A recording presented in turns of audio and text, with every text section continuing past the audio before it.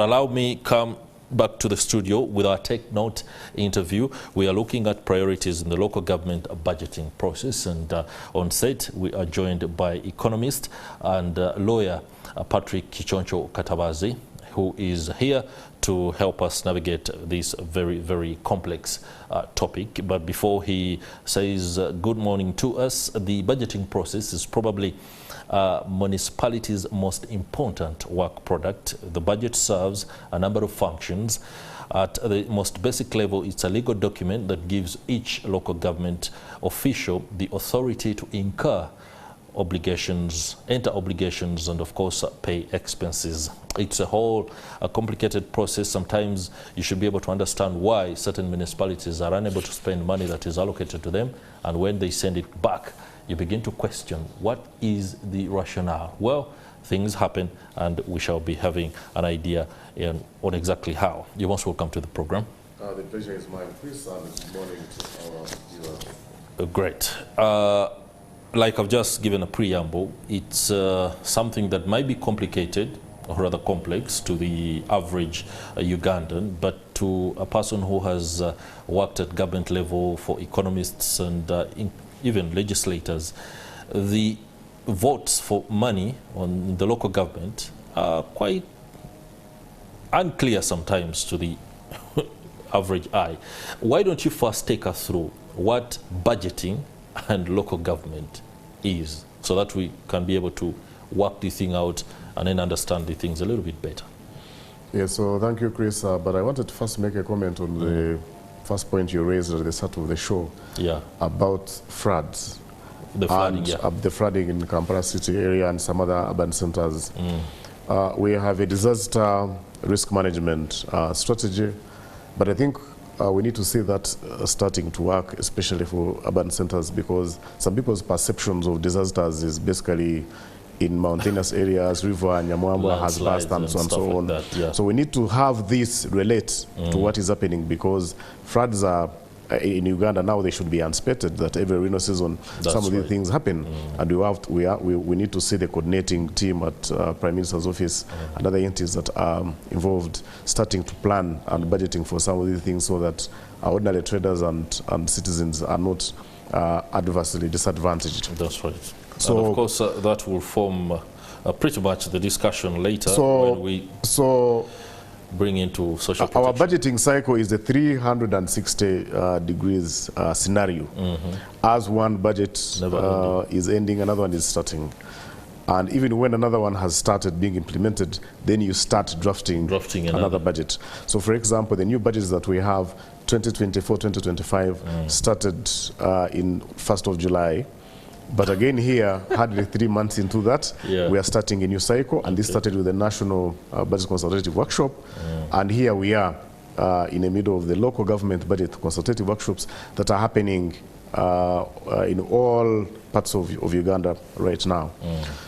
So the critical bit that you raised is also very, very important, in the sense that we have the budgeting process at the national level and the budgeting process at the local government level. All these run concurrently, but ultimately the figures and the processes that come through the local government level, including the cities and municipalities, ultimately feed into the national budget at an appropriation stage. So those two are intertwined at a later stage, but then you have city authorities and municipal authorities and local government authorities sitting through their structures. Those are the councils that we are talking about. Councillors sit with their leaders and look at these budgets. But of course, there are few things that the municipalities cannot be able to do. For example, if there are indicatives relating to salary or recurrent expenditure that is met by the central government, development financing that is coming from the central government, those are usually communicated prior before the budgeting starts. But again, there are aspects of the local revenue that is budgeted, and this is in my view where local authorities, municipal councils, city councils have mandate to budget appropriate for these resources very here and there. Okay. But again, there are figures that come from the central government to do with the recurrent expenditure. Those are mainly salaries, wage and non-wage, and also development, capital development expenditure, that comes with clear indications of what it's supposed to do. And that limits, of course, the latitude to change from one item to the other. Okay. So they preserve, I think, for where they have a mandate that is very clear-cut regards to local revenue. Let's stay with the local revenue, because we want to understand exactly how the municipalities and local governments can be able to work out of the context of what the central government may want, to look at the priorities of the communities in which they serve. And usually social protection is pretty much one of the priorities that most of the local governments ought to, because it's a tenant to most of the other aspects of any one community, including what you've just talked about, the fact that disasters are rampant and everywhere. It kind of affects every person, especially those that might be at a certain age where they're not very active and need protections. What informs priorities when it comes to local revenues? Basically, the local governments are in a catch-22 because, like I have indicated, most of the budgets are already indicated to them at the start of the budgeting process. So they have a very small leg room within which to operate. And quite frankly, what should be informing the local governments in the budgeting process should be the critical needs of the people that are obvious within their communities. And of course, for Kampala, as an example, one of the things that are quite clear would be the issue of garbage would be the issue of floods that always hit us every time it rains, the issues of water and sanitation, and also the issue of vulnerable communities. You know, we have the issue of street children in Kampala, for example, and some other urban areas.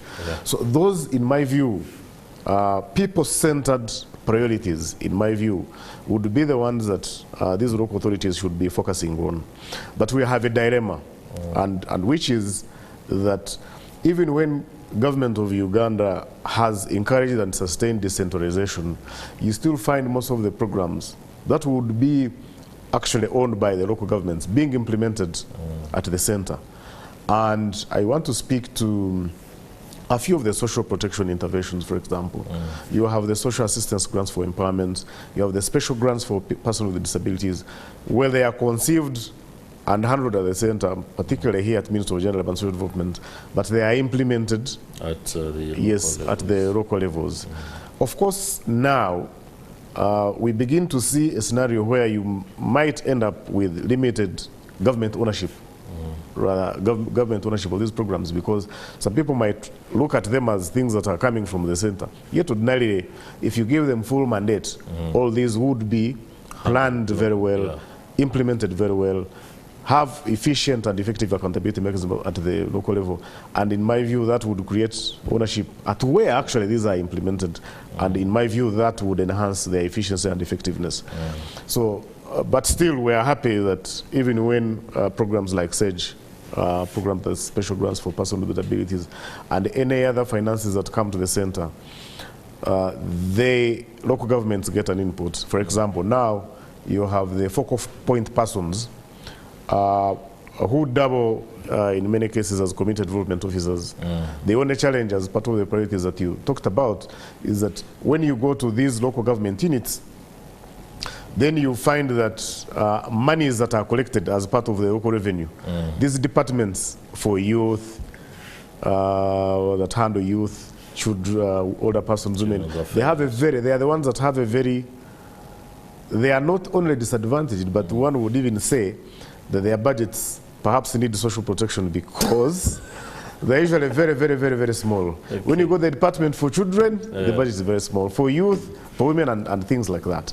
Their desk doesn't even have a computer. In most cases. And I hate to say that sometimes even when there's need for supplementary or for raising financing by cutting budgets, these ones end up actually being cut the most. I want to give you a clear-cut example. In this budget alone, the money for older persons was meant to be 121 billion. That is what passed in the National Budget Framework paper that we had at the beginning of this year by the 1st of February this year. But at the end of the budgeting process, only 100 billion had been approved, and 20 billion is still unfunded. And collectively, in the social care programs that are funded by taxpayers, collectively you have 30 billion that was cut from these programs. So even when we would see them as priorities and we would want local authorities and the central government look at them as priorities, I think we need to have more demonstrable political will in this regard, because these are the programs that are touching the core of our society, and if they are not funded appropriately, then it is more or less like taking 5 steps forward and 10 steps backward, and I think that needs to change. Earlier you talked about catch-22 situation, but that is exactly what I see when it comes to the budgeting process. The president talks about the fact that some legislators apparently are involved in allocations or appropriations that may not have been envisaged at the beginning, perhaps informing why 120 billion is budgeted for, and then by the end of the cycle only 100 billion is put through. Does this require a holistic reform in the budgeting process, especially at the stage of the framework paper that is presented to Parliament and then the passage of the same 3 or 4 months later? I am a key proponent of budget reform, and I've been part of the key budget reforms, particularly the Public Finance Management Act of 2015, and the amendments that have been made there too since then. But I still think we are halfway where we're supposed to be. Our budgeting process in many aspects still remains a ritual, and cut, copy and paste. The figures that you had last year are the same figures that you have this year. So if you had a budget, we are discussing increments and cuts and additions. We most of the time not discussing the substance. Do we actually need to spend money on this particular area? Or are there new emerging areas that we must invest in that have higher returns? That's not the discussions that we are having. What we are having basically is they have cut budgets here, they have increased here. We're not discussing the substance. And for me, we need a reform that clearly isolates priorities from day one when we are starting the budget process, and then see how we fundraise for those priorities and ensure that they are adequately funded. Because even when you have listed something as a priority, but you have given it less funds, the reality is there will not be proper implementation, and also the rate on return on that particular investment in all ways possible would certainly not meet your expectations, and as such that is not a proper way of spending resources. So for me, we already have safeguards, for example, in the current Public Finance Management Act that now qualifies the National Budget Framework Paper stage to be a foundational document. And in fact, my view would be that if you have approved the National Budget Framework Paper, it should then guide how allocations are going to be made. So you have a budget framework paper that is talking about 52 trillion. Then you have budget estimates that are talking about 58. If I am to use this, the this year's financial budget, this one that has just started on 1st July, if I'm to use it as an example. And ultimately, you wake up with 72 trillion. You have the budget framework paper that's talking about 52 trillion. Now you wake up with the budget that has been passed of 72 trillion. So you're talking about almost an addition of 20 trillion that has been added in the budget. So that speaks to a haphazard, in my view, unpredictable budgeting process, and that is where we need reform. So that from day one, when we have said we have finished consultations, I know additions can come into play, because there might be things that come that have not been envisaged. But would you want to say that, for example, salaries are not envisaged? Not at all. Would you want to imagine that salaries for UPDF was certainly not planned for or thought about? Will you call it an emergency? Somebody failed to see. Would a road payment for a road qualify? Payment for domestic areas, for example, would it qualify? These are verified, audited beforehand. Would that qualify to be an emergency that would require supplementary financing or readjustment of the budget to rise exponentially. And that's what the president was talking about when he was forcing Parliament to reconsider the appropriation bill, because he discovered that about 750 billion had been allocated under the table, so we need to audit the system that is allowing that particular way of doing things to continue. Yes, so that then all of us, if we know we are fighting for a road, Muhanga Seas Road, all of us for this particular time, that is our focus, and these are the resources that we need. So you don't need to have people who are pulling in different directions. Yet all of us are talking about the budget. So that if we know that something has missed in this particular budget, it is going to appear in the next budget, it is going to appear in the budget after. Predictability, that's what medium-term expenditure framework system was envisaging. Okay. That you can have a 5-year, 3-year plan that will tell you that we are going to implement this. If we are not implementing this year, it will be. But when you allow a scenario where different players put in things left, right, and center, then that gets distorted. You start having communities complaining because they've been left out. You start seeing others progressing very well because perhaps their leaders are negotiating properly, or they know the trick, and we do not want that to keep happening for our country, because that will perpetuate inequalities. And of course entrench corruption further. But over the last 1 year, there has been what appears to be attempts by the president to ensure that that process is first and foremost those under the desk greasing of arms is dealt with. I do not know whether he has the political will to see this through, but the fact that some members of parliament and some officials within the Ministry of Finance have been put on the spot for the same appears like there is a chance that some of these anomalies could be dealt with to allow for a better design and draft of the next budget for the next financial year. Is that something you really see coming to fruition? I believe that this year's budget might be better because I think people who were playing tricks might have been threatened by what has happened. But for me, that's not the best way to approach this. For me, the best way to approach this is to set clear-cut priorities and then communicate them to the public, to all the stakeholders, and let us observe how numbers are playing out. For example, if we have prioritized social protection, social assistance grants for empowerment, and we know this is a priority for this financial year, and the budget is 121 billion. If documents come and it is not that amount, certainly that is a red flag, and you have a starting point. Does that give the local governments or other entities the ability to act? When we say, for example, that we want to operationalize cities, a huge debate which is out there. And for that matter, we need, for the new cities, for example, we need about maybe 80 billion to do so. If the budget comes and the cities that are expected to be operationalized are not there, then it should become an easy red flag.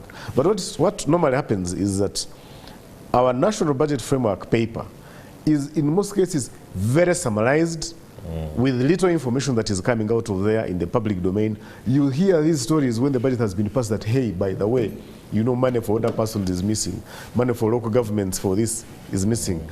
The cities that had been communicated to be operationalized this financial year are not there at all. So they have to wait for another. These roads that that some of them could have even been read in the budget speech, or could have been put in the background to the budget. And for me, that is where we need to tighten the nuts so that at the end of the day and at every stage, we can pick out these issues that seem not have been given attention. And that calls for active participation in all the processes. We're happy that local government budget consultative processes are very encompassing. They're allowing private sector to come in. They're allowing civil society organizations to come in. Local governments are presenting their priorities. So what we want to see is those particular priorities carried forward to the draft national budget framework paper that should be ready by 30th of November, and then we should see those ones happening in the budget framework paper that will come to Parliament on the 31st, by the 31st of December. And then, if we have a transparent process in Parliament, by 1st of February, we should then be able to see whether these priorities we're talking about have been also carried through.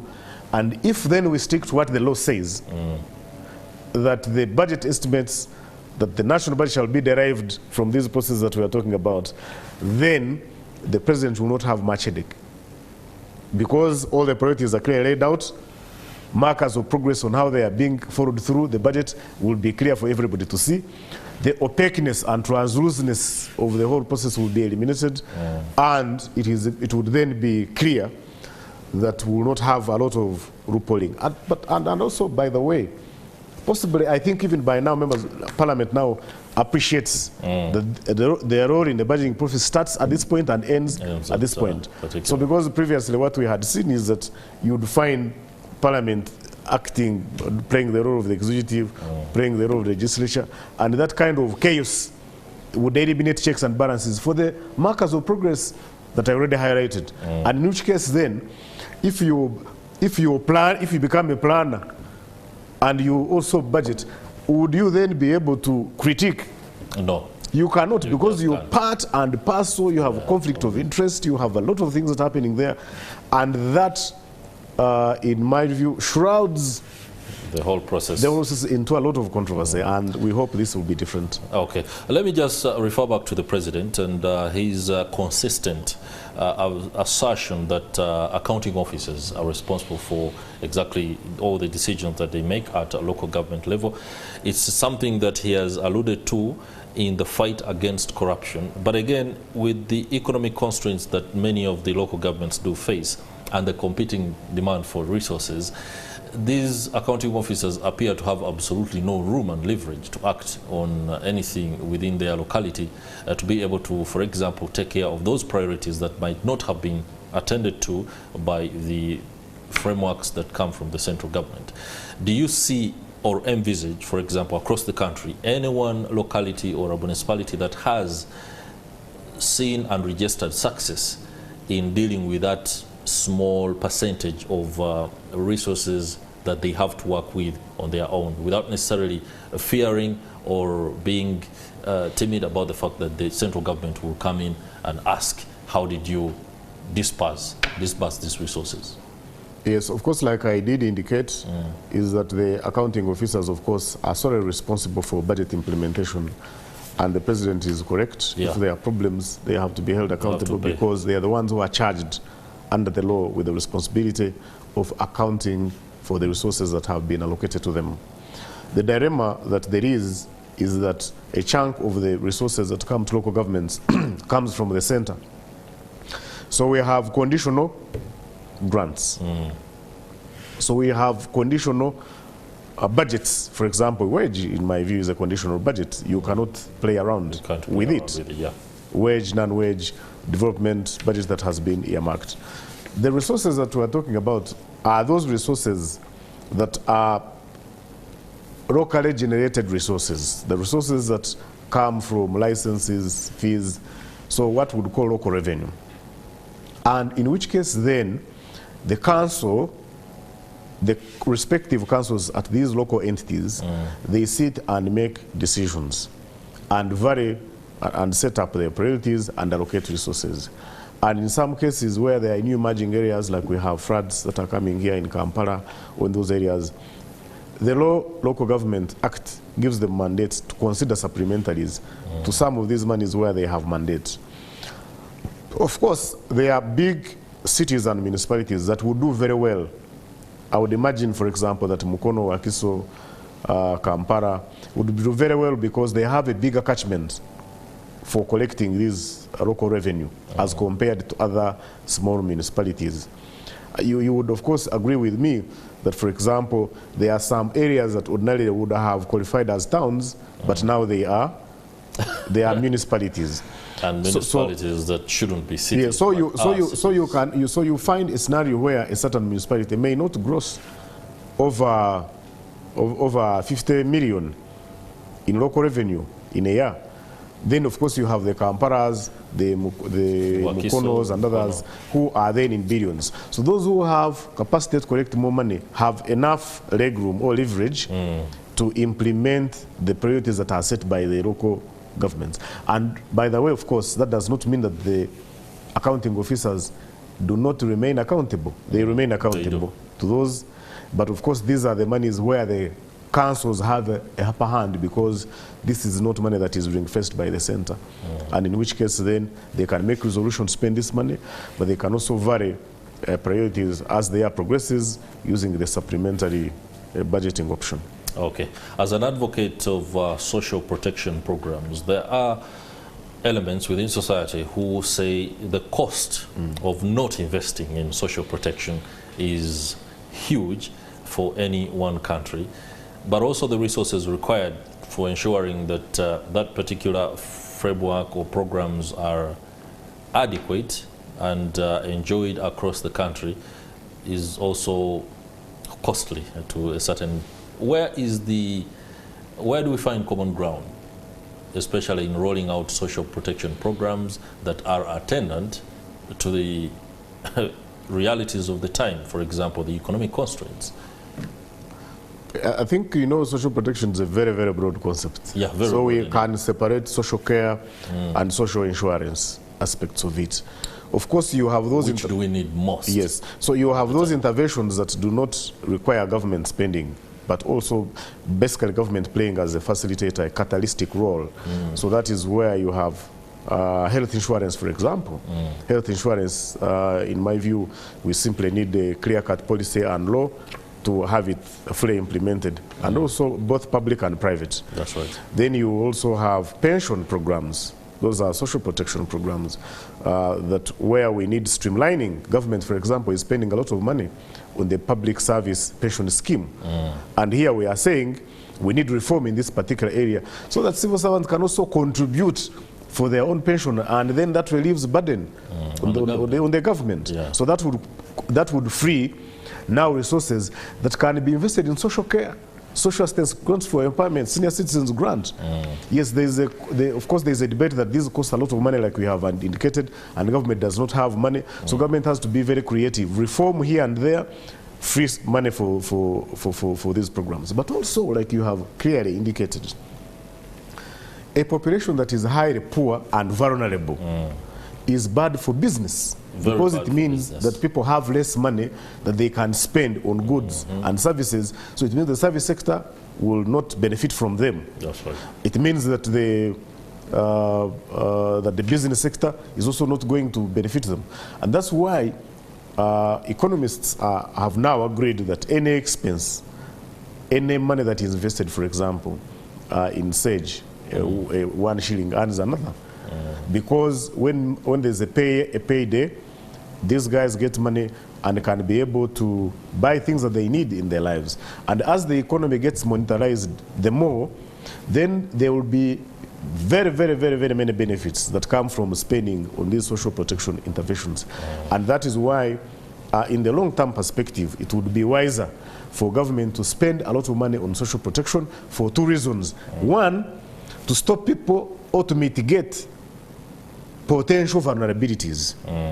When you invest in disaster risk management and you prevent these disasters from happening or from causing severe harm to the population, then you have saved money. That's right. If you hedge our population against poverty by ensuring that they have sustainable income, that is investing in the proper education, investing in their skill set, it means that then actually you don't need to even look at the money spent because you have already prevented that from happening. A clear-cut example, you have numbers telling us that 30% of our children are stunted. Yeah. So it means that even when you invest so heavily in our education system, those children may not perform very well like others upstream, and they are likely again to be vulnerable at a later stage.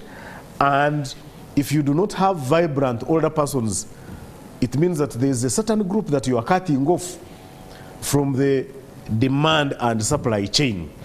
And one of the key challenges why our businesses could be struggling is because we have we don't have very active aggregate demand because you don't have money to. People don't have money. You to don't spend, have money to spend. So even when they do, they spend. So it is. Spending is really so we need to look at it both ways, wide, yeah. And we need to be open-minded, and we need to dedicate a budget, and we say our national budget, this particular percentage should be dedicated for looking at social protection, using a life cycle approach from the time when children are born up to when people, of course, die, but also more importantly, looking at social protection as a system, not simply as a simple program of saying older persons, this is your money, 121 billion for special grants for older persons, this is 5 billion that for persons with disabilities, there are special grants for disabilities. And it would also be very important, for example, you know, when people are already vulnerable, when you promise them, give them. You have 121 billion, you gave them 100. Give them the other 20 billion, and you close that chapter. You have special grants for persons with disabilities. The budget is 16 billion. You have given them only 8 billion. Right. You have the special enterprise grants for older persons. The budget is only 5 billion. You have given them in only 3. You have, for local governments we are talking about, you have the social sector development grants going for, this is the money that goes to support the community development function at all local government units. The budget is a humble 14 billion. And what is in the budget? 7 billion. Interesting. And that does not, for the priorities we are talking about at the local government, if you do not have a functional social development sector at the cities, municipalities, local governments, then the priorities that we are talking about that directly deal with the person, it will be very problematic to have them implemented. Great. As we enter the final bend of the Take Note discussion, allow me bring you up to speed with a piece of legislation that is being mooted to allow for the younger persons to begin to respect elders, but that is the controversial aspect of that piece of legislation. What is in it include aspects like care for older persons, including the introduction of care homes. Are they called care homes? Yes. Yeah. The whole idea, or what is being contested, is that families are no longer able to take care of older persons because of the constraints of labor and the fact that people are strewn all over the country. I do not know exactly how it will be achieved, but there seems to be something that is being communicated. As far as that law is concerned, there must be a disconnect somewhere. Either it's the community that is failing at certain aspects, because if we are beginning to legislate how to take care of our older persons, then we are reaching a certain point that... Yes, the analysis is very correct. Yeah. But also we have to appreciate that our society has changed. And because of advancement in technology, in commerce, and most of these things. Now, communities used to live together. They no longer do. They no longer do, because people will have to run away from their homes to go and fend for themselves. And what is happening is that now it is the vulnerable that will have to stay put where they are, because the economic active will go chasing opportunities here and there. And because of breaking up of that social strata, then you begin to see some people getting vulnerable because they do not have a helping hand. And then you start finding children running away from homes, and the older persons actually now with the core duty of looking after children. So that's why people are thinking those lines. Except that, in my view, I think that that law that has been framed as respect for elders is out of fashion, and it does not communicate the message properly. If you see the comments on that particular title online, you would be shocked. It is as if now you want to legislate respect. Yet you could have actually said, and this is where we could help, you could have actually called it social protection bill. And then you have children in there, you have older persons in there. All forms of vulnerabilities, map them out, and they make specific provisions for elderly homes, treatment centers, specialized treatment centers, so that you have a holistic approach to vulnerability. Because you might say elders need respect, but children also need respect. That's right. If we are having children and dumping them on the street, that is not respect to them as well. So it is very important that for me, the framers of the law, if indeed they are talking about making provision for social care for the older persons, creating pathways for their sustenance, my view is that they need to rephrase the law and make it more encompassing, so that now Uganda, just like all the countries, South Africa has, Kenya has, many other countries right now, who are not European countries, in African countries, have dedicated laws for protecting people against all forms of vulnerabilities by clustering them and identifying what particular benefits, both from the private sector and the private sector, so that at the end of the day, they have a holistic approach. So I would support the aspects of that law where they are talking about dedicated support for older persons, elderly homes. Quite frankly, our older persons, some of them have been abandoned and they are left in their houses, some without food to eat. Because previously our communities were very social, they would take care of the older persons. Now, most of the times people are on their own. People have run away from the villages, they have gone to urban centers for better livelihoods. And therefore, if we have a system, social protection system, that is able to pick out all these vulnerable people at various points in our local communities, then in my view, we would have helped our people, but again, we would have put this country on a better trajectory, because we would have also resuscitated these people's demand for goods and services. That is right. And then that would support the economics, including at our lowest economic units. Okay, well, thank you very much. I think this will do it for our Take Note. Many thanks for those submissions and perspective that does embolden our understanding of the budgeting process, but most importantly, how it plays into those priority areas that local governments ought to give consideration in light of the blueprints that are provided by the central government. Council Patrick Kichoncho Katabazi, economist and also social protection advocate, many thanks for joining us this morning. Pleasure is mine, Chris. And that's it for our Take Note discussion here on Morning at NTV. I do hope that the discussion can continue, especially on matters that could each at one point or two, because I know that there are aspects that we might have covered and those that we are unable to cover. Our social media platforms are open, X as well as Facebook. You can be part of the conversations any one time. You can also many times go to our YouTube platform, so you can pick up some of the debates and the discussions as and how we have them here, so you can watch again. Maybe it could be able to help you understand things better and be able to make decisions from an informed point of view. You're watching Morning at NTV.